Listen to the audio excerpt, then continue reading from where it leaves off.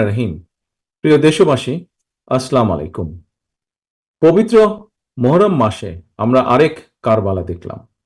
সারা দেশে শহীদদের লাশের সারি আর আহতদের কান্নায় বাংলাদেশ যেন আজ এক রক্তাক্ত কারবালা প্রান্তর। খুনি হাসিনার খুনি বাহিনী সারা দেশকে রক্তাক্ত কারবালায় পরিণত করেছে। ছাত্রছাত্রীদের প্রতি হাসিনার কেন এত আক্রোশ? কেন শিক্ষার্থীদেরকে পাখির মতন গুলি করে হত্যা করা হলো? কেন দীর্ঘ হচ্ছে লাশের মিছিল? কেন আজ 10,000-এরও বেশি ছাত্রছাত্রীকে নির্মমভাবে আহত করা হলো? কি ছিল এই নিরপরাধ ছাত্রছাত্রীদের অপরাধ? 400 কোটি টাকার পিয়ন হওয়ার কোনো সুযোগ তারা চায়নি। এই ছাত্রছাত্রীরা তো বিনা ভোটের এমপিও হতে চায়নি, কিংবা হাসিনার অবৈধ ক্ষমতার ভাগও তারা চায়নি।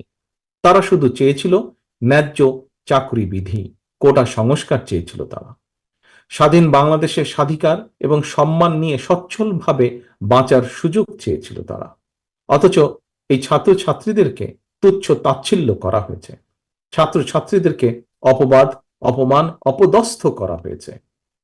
নিরস্ত্র সাধারণ ছাত্রছাত্রীদের উপরে পুলিশের ইউনিফর্ম পরিয়ে ছাত্রলীগ, যুবলীগের সন্ত্রাসীদেরকে লেলিয়ে দেওয়া হয়েছে। এই খুনিরা আবু সাইদের চিতানো বুকে গুলি করতে দ্বিধা করেনি। খুনিদের বন্দুকের নল থেকে নরসিংদীর কিশোর তামিমও রেহাই পায়নি। প্রিয় দেশবাসী, রক্তের হোলি খেলা চালিয়ে খুনি হাসিনা এখন নাকি সংলাপ করতে রাজি। হাসিনার রাজি নারাজিতে এখন আর কিছুই যায় আসে না। শহীদদের রক্ত মারিয়ে ছাত্রছাত্রীরাই খুনি হাসিনার সঙ্গে এখন আর সংলাপ করতে রাজি নয়।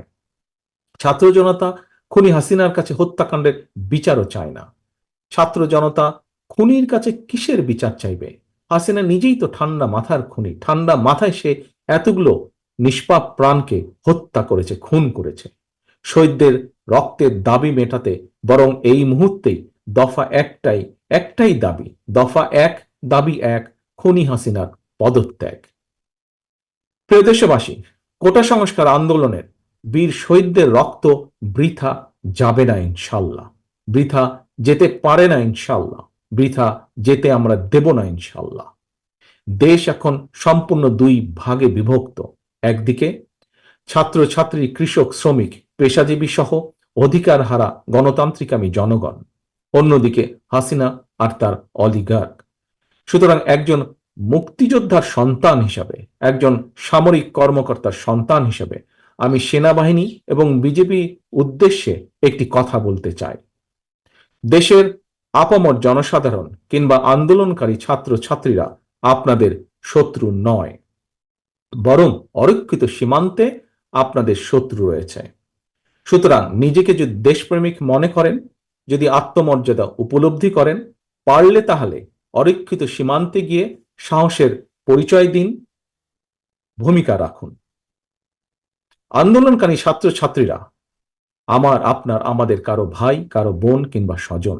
সুতরাং ছাত্রছাত্রীদের বুকে গুলি করে কিংবা তাদের সঙ্গে সংঘাতে লিপ্ত হওয়া আপনার কাজ নয়, অথবা সাহসেরও পরিচয় নয়। এবার আমি আইন শৃঙ্খলা বাহিনীর উদ্দেশ্যে কয়েকটি কথা বলতে চাই। একজন ব্যক্তি কিংবা ক্ষমতাসীন রাজনৈতিক দলের হীন রাজনৈতিক স্বার্থ রক্ষা করা আপনাদের দায়িত্ব নয়। আমি পরিষ্কারভাবে বলতে চাই, ছাত্রছাত্রীদের বুকে আর একটি গুলিও চালাবেন না। অতি উৎসাহী হয়ে থাকলে নিজের বিপদ ডেকে আনবেন। দয়া করে তা করবেন না। মনে রাখবেন, হাসিনার সময় ফুরিয়ে গেছে, কারণ আবু সাইদরা এখন আর বুক পেতে গুলি নিতে ভয় করে না। সুতরাং মানুষ খুন করে হাসিনাকে আর টিকিয়ে রাখা যাবে না। সারা দেশে ছাত্র ছাত্রী, শিক্ষার্থী, প্রিয় ভাই ও বোনেরা, 52, 71 কিংবা 90 প্রতিবারই বিজয়ের ইতিহাস রচনা করতে তরুণ যুবক ছাত্র ছাত্রীরাই রাজপথে সামনের কাতারে থেকে নেতৃত্ব দিয়েছে। চলমান আন্দোলনেও ছাত্র ছাত্রীরা বীরের ভূমিকা পালন করে চলেছে। বুকের তাজা রক্ত দিয়ে গড়তে চলেছে বিজয়ের নতুন ইতিহাস। সময়ের সাহসী সন্তান শিক্ষার্থীদের বুক চিতানো প্রতিরোধের মুখে খুনি হাসিনা জনগণের কাছে আত্মসমর্পণের দ্বার প্রান্তে। এখন শুধু সময়ের অপেক্ষা মাত্র। চলমান আন্দোলনে বীর শহীদদের রক্ত আর ছাত্র ছাত্রীদের সীমাহীন সাহস, ত্যাগ, তিতিক্ষার পথ ধরেই তাই শুধুমাত্র কোটা সংস্কারই নয়, অচিরেই বাংলাদেশের মানুষের কাঙ্ক্ষিত রাষ্ট্র সংস্কারের পথও রচিত হতে যাচ্ছে ইনশাল্লাহ। সম্মানিত প্রিয় অভিভাবক বৃন্দ, গত দুদিনে এ পর্যন্ত সারা দেশে প্রায় অর্ধশত ছাত্রছাত্রী শহীদ হয়েছেন। আমি মহান আল্লাহর দরবারে শহীদদের আত্মার মাগফিরাত কামনা করছি। এবার আর কেবল শোক প্রকাশ নয়, শোককে শক্তিতে রূপান্তর করে শহীদদের রক্তের বদলা নেওয়ার এখনই শ্রেষ্ঠ সময়। আপনি কি শহীদদের রক্তের বদলা নিতে চান না? একজন অভিভাবক হিসাবে আপনি কি আপনার ভাই বোন সন্তান স্বজনের নির্মম হত্যার বিরুদ্ধে প্রতিরোধ গড়ে তুলতে চান না? তাহলে কিশোর ফারহানের মায়ের আহ্বানে সাড়া দিন, রাজপথের দখল নিন। ধানমন্ডির কিশোর ফারহানের বয়স মাত্র 17 বছর ছিল। নরসিংদীর তামিমের বয়স ছিল মাত্র 15। অথচ এই শিশু কিশোররাও হাসিনার খনি বাহিনীর হাত থেকে বাঁচতে পারে নাই। হাসিনা ক্ষমতায় থাকলে নারী পুরুষ শিশু কিশোর কেউ নিরাপদ নয়। খনি হাসিনার বন্দুকের ভয় চুপ করে থাকলে আমাদের ভাই বোন সন্তান স্বজনদের নিরাপদ ভবিষ্যৎ নিশ্চিত করা যাবে না। তাই সন্তানের একজন পিতা হিসাবে সম্মানিত সকল বাংলাদেশের সকল অভিভাবকের কাছে আমার বিনীত আহ্বান, আপনারা রাজপথে নেমে আসুন।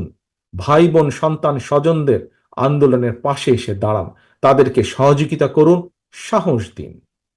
প্রিয় দেশবাসী, খনি হাসিনার ক্ষমতার লোভের কারণে বর্তমানে গার্মেন্টস কর্মী থেকে শুরু করে নোবেল বিজয়ী প্রত্যেকটি শ্রেণী পেশার মানুষ লাঞ্ছিত, অপমানিত, অধিকার বঞ্চিত। এখন আর বসে থাকার সময় নয়। আপনি শিক্ষক, আপনার দাবি আদায়ের জন্য আপনাকে ছাত্রলীগের হেলমেট বাহিনীর সঙ্গে হয়তোবা আপোষ করতে হচ্ছে। শিক্ষকের সম্মান ফিরে পেতে চাইলে রাজপথে নেমে আসুন। আপনি হয়তো একজন পেশাজীবী, আপনি অধিকার বঞ্চিত, লুটেরা দুর্নীতিবাদ চক্র আপনার প্রাপ্য অধিকার কেড়ে নিয়েছে। আসুন, রাজপথে নেমে আসুন, অধিকার আদায়ের সংগ্রামে যোগ দিন, স্লোগান তুলুন। ফেরত চাইলে অধিকার, রুখতে হবে দখলদার। ফয়সালা নয় আদালতে, ফয়সালা হবে রাজপথে। ইনশাল্লাহ সেদিন বেশি দূরে নয়, যেদিন বাংলাদেশ থেকে এই খুনি চক্রকে বাংলাদেশের আপামর ছাত্র ছাত্রীরা বিদেয় করে ঘরে ফিরবে ইনশাল্লাহ। আল্লাহ হাফেজ।